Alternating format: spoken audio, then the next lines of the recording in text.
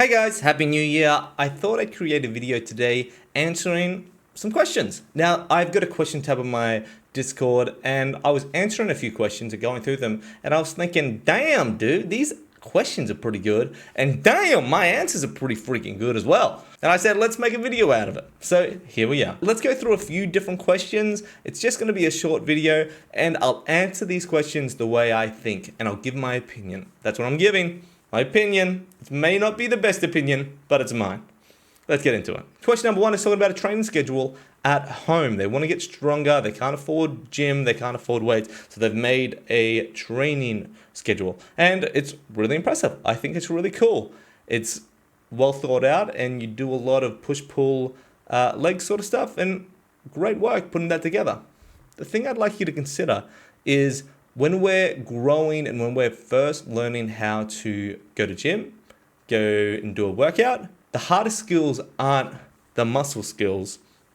The hardest skills are the ones up here. And those are the things that we need to focus on, I think, the most, especially when we're starting out. Because remember, it's not these skills that are really hard. It's not the ones that your body can't handle. It's the mental skills, the keeping yourself accountable, the making sure you do the work. You know, these are the mental skills you need to learn. And by having such a big workout as probably one of your first workouts, I want you to think about it like you're going to the gym, you're going to do maybe a bench press, you're doing these ones, and you're putting 500 kilos on each side. This workout is the equivalent of that to your mental side. Yeah, there's no way you could do it. Maybe if you're really strong, you could do one rep, bang, but that's it. It's not very sustainable. You probably won't be able to do it multiple times. I hope that makes sense. So what I would recommend as a first workout is simplify it all the way down to maybe 3-4 activities. And yes, you're not really activating all these muscles around your body, but that's not the focus. The focus is baby steps inside here. Yeah? Because I think the biggest thing that stops people from working out is not the actual physical workout, it's the mental workout. And that's probably the most important thing. A lot of people would say that if you don't stay accountable, gym's not going to do anything.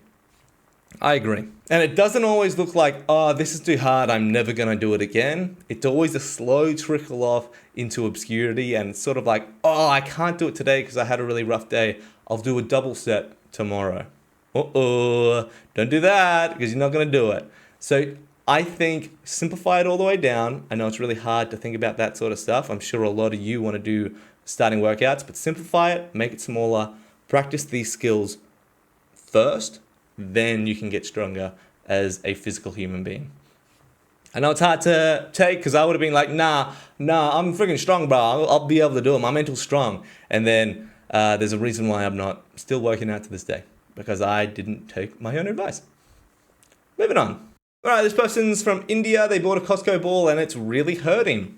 A lot of new balls do hurt, even the really high-end ones, if you're first a beginner at volleyball. So yes, it hurts for everyone, especially when you first get started. But the cheaper you spend on a ball, the more it's going to hurt. And when we spend, maybe at Costco, it might be $5 to $15. What they're making that ball out of is usually plastic and rubber. And who would have thought plastic and rubber really hurts when it hits your arms? Yes, balls are going to get softer the more you use them, but when it's made out of plastic, it's still going to hurt no matter what. You know, I tried to play against someone that had a plastic ball, and I think it was actually a water polo ball that they thought was a volleyball, and they served it at me. I've been playing for 10, 15 years. That ball still hurts, yeah? So if you want a softer ball, it's really hard to say, but you might have to put more money into it. But I think you don't always have to buy the ball at the very top, like the V300s. Maybe look at the ones that are like training balls. They're made of leather. They start off hard, but they do get a little softer. But at the end of the day, remember, the best ball for you is the ball that you can afford. But if you don't want that ball to hurt you, you might have to save a little bit longer. This question, how do I catch up in volleyball? Oh, hurt so much to read because I can empathize with it all the time. This person went to trials, they didn't make it, and they're just like, man, all these people are so much better than me. I remember feeling that way as well. I remember getting to trials, and I've always been like maybe 5 out of 10. I've been in the middle of the pack all the time, and it's so easy to look at others and be like, man, you're so much better than me. It's even easy to do that with people that aren't actually better than you. It's so much easier to see the positive in other people than it is in yourself. But I digress. What I think about when people say, how do I get better? I think about it more than just one way.